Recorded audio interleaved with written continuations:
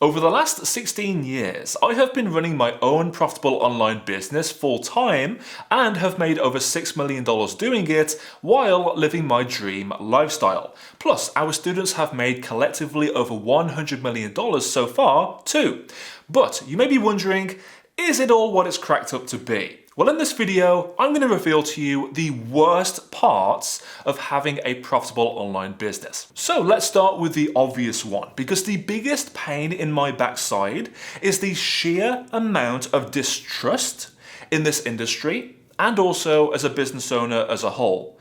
Because whenever you say to somebody, hey, I'm a business owner, I have my own online business, immediately they jump to negative conclusions or assumptions based on their own history of what they've seen online, which is most likely going to be a scam, pyramid scheme, MLM, things like that, which is never the case nowadays. Otherwise, businesses wouldn't exist, right? As you've seen before, many of them have gone under, they've been sued by the FTC, things like that. And the fact is, I spend roughly 80% of my time fixing people's negative preconceptions about us. Just because they may have had an experience in the past, or maybe you watching this have as well, it does not mean everyone else is the same.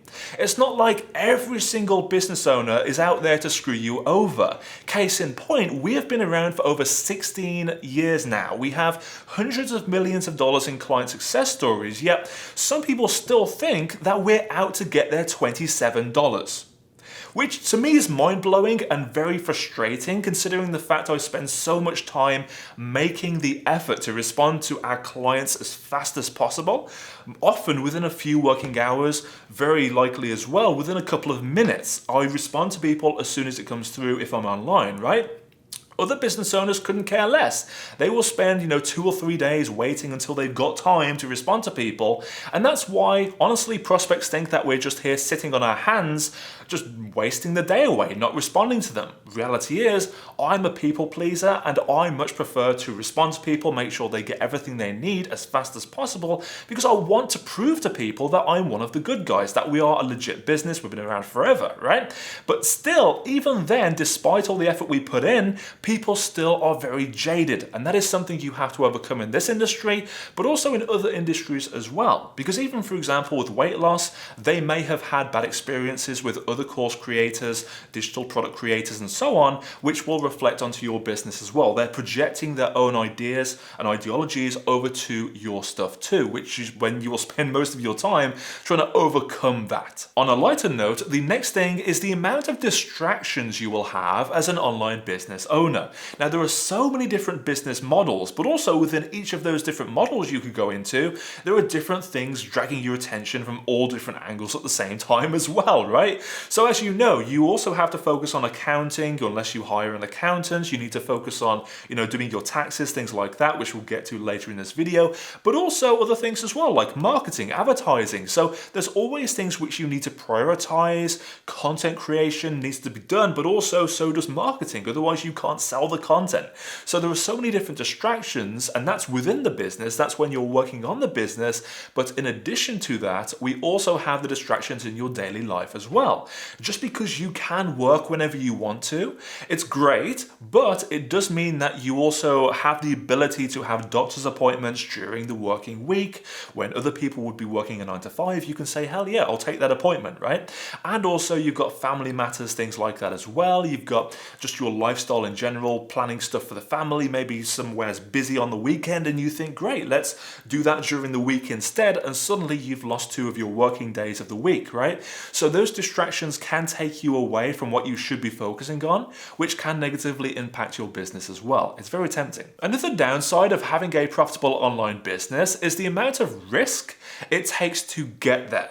Okay, now I say this as somebody who has started from absolute zero. No audience, no experience with marketing, advertising, content creation, sales, you name it. No experience, nothing. From absolute zero through to now having a multi-million-dollar business, having a full team, having hundreds or thousands of clients, and so on and so on, an email list of over 100,000 people, yada, yada, yada.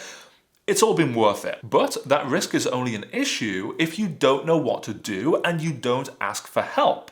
It's like walking in the dark without a flashlight. You're going to eventually bump into something and cause an injury, right?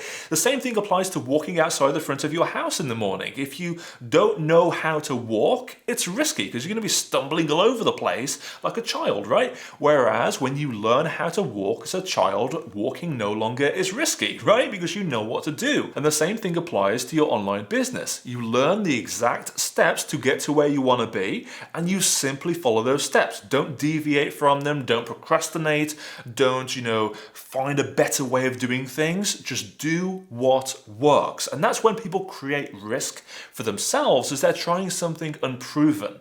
So you minimize the risk by doing what is already proven by somebody else. But of course, this risk only becomes a problem on the flip side when you aren't following a proven plan and you aren't as committed to your success as you should be to get that outcome, and you start procrastinating, you start wasting your time, effort, money, doing something which isn't proven, or just, seeing it as a bit of a hobby, and that's when you waste all of your time, hard-earned money and effort. And then when you are committed enough to do the work, implement the steps, and get the results, the next logical risk point is quitting your 9-to-5 job. You may want to replace your 9-to-5 with your income from your online business. Well, what about that? Well, I often say to our students, don't quit your job too soon, because some things can change, especially if you are brand new to having an online business. You haven't yet overcame that many obstacles, so you don't typically know what to do when or if they happen. So what I typically say is don't quit your 9-to-5 until you have at least 20k in savings in the bank, plus you have at least 6 months of expenses, 2 or 3-fold. 3-fold is better, so you've got basically 6 months of expenses times 3 or times 2 minimum. That way you have a safety net if things do go wrong, and then you can, find your way out of the problem from there. Okay, so another downside of having a profitable online business is taxes. I don't know anybody who enjoys paying taxes. It's just super annoying to do, but you have to do it if you want to stay within the law, right? So there are two main things you need to keep in mind as a business owner when you're thinking about taxes. The first thing is that your taxes are always proportionate to the amount of income you earn, and the net result is always more than you would have had taking home from your 9-to-5. Right? So some people say that they don't want to start an online business because of all the tax they will have to pay. That's like saying, I don't want to win the lottery because I'll have to pay tax on some of it. It's just illogical to me. Like, why would you not want to take home, 500k net after taxes? Because you're paying a certain amount of that in tax, right? You would still be earning a heck of a lot more than you would with a 9-to-5. Plus you have the benefits of being able to work whenever you want to, not having a boss breathing down your neck at every opportunity, not having to commute to the office every morning and back, and so on, right? So personally, I don't see the logic in that, and you will always be making a lot more even after taxes. The second really important thing is that your taxes are flexible depending on the investments you have made for your online business. So for example, if you buy a brand new laptop, a brand new course, coaching program, microphone, camera, table, desk, whatever, which is specifically for your online business to become successful, then you can deduct those items from your taxes, right? And you wouldn't have to pay tax on them. It is a deductible expense for your business. So just because you have a certain amount of sales revenue coming in, it does not mean you will have to pay taxes on that full amount. And of course, obvious disclaimer, this is not tax advice, legal advice, accounting advice, anything like that. This is not advice. This is just for informational purposes only. I know nothing. Don't listen to me. Another downside about having a profitable online business, which you may not even consider, is guilt. So this is something that I and also many of my other online business owner friends experience because, quite frankly, we do less work than everyone else, but we get paid a heck of a lot more. And sometimes it feels a little bit unfair when you have nurses and people in the hospitals in the ER room, frantically trying to get their stuff together, always, full of anxiety, stress, things like that. Doctors, surgeons, things like that. Very important life-saving decisions are being made. And here I am stressing out over whether I can get a response to a client in 1 hour or 2 hours at a desk, in an air-conditioned room, in beautiful sunny San Diego. It feels a bit unfair.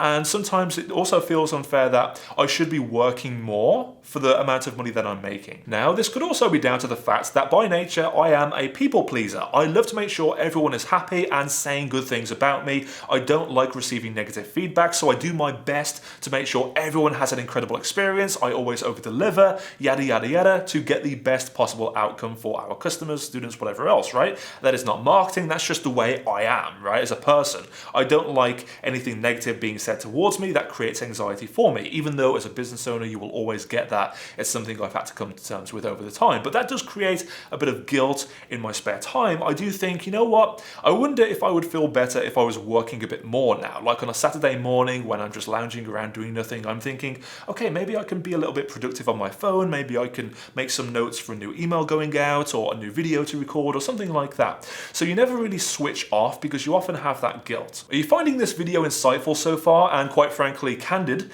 If you are, go ahead and hit that like button below this video and also hit the subscribe button if you're not already subscribed to make sure you get a bunch of other videos related to starting and growing your own profitable online business. Now, the final downside of having a profitable and successful online business is ignorance. Let me explain. So ultimately, as a coach, we thrive off helping people, especially to see them get some life-changing results they could never get on their own, and it makes us feel great when we get them that result.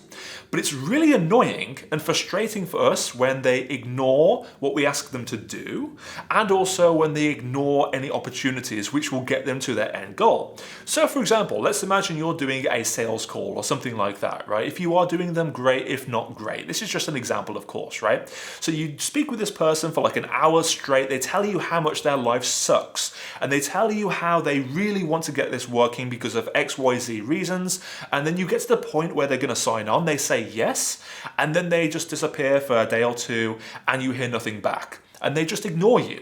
That is really frustrating as a coach because not only is it rude and unethical based on the time that you spent, with that person, but also from the fact that you could have helped them to get to where they want to be. They just had some limiting belief holding them back from where they should have been. And that's not your fault as a coach. You've done everything you can. It is outside of your control, which in some ways makes it worse because you can't help that person anymore, even though if you would have been able to help them, you know for a fact you would have gotten them to where they want to be. They wouldn't be struggling anymore. Instead, they have chosen to stay where they currently are and continue to experience all the stuff they were complaining about. And of course, this doesn't just apply to sales calls. That was just an example, but this applies across the board. The average conversion rate for a digital product, depending on the price point, is between 1 to 3%. That leaves 97 to 99% of people who know that your thing is a good fit for them, who are struggling with the problems you can solve, but they do nothing about it. They say it isn't for them, even though you know for a fact it is for them. Or they create these limiting beliefs which keep them stuck because the brain loves comfort. It will create reasons and excuses to stay struggling where they currently are. And as a coach, as a business owner, this is so annoying because you know if they would have followed the steps in your advice, in your courses, coaching programs, whatever it is that you're selling, then they would have gotten the result and their life would be infinitely better. Now, of course, I don't want this video to sound like I'm complaining about first world problems, because let's face it, they are first world problems and they are very small and minuscule, in fact, compared to the outcome and lifestyle and money you will have as a result of having your own successful online business. So ultimately, now it's your time to decide which is worse. Would you prefer the current situation you are in, maybe waking up at a stupidly early time, rushing breakfast, not really seeing your family, commuting to the office, getting stressed by the time you get there because of all the traffic, and then having to work on somebody else's business, growing their fortune, while you get paid a tiny amount compared to what they're earning, and having them breathe down your neck all day, and so on, not having the flexibility you want, or having a successful online business where you have the flexibility, you have the higher income when you do things correctly, of course, and you have the life satisfaction from knowing that you're building your own thing instead of somebody else's. I'll leave that up to you.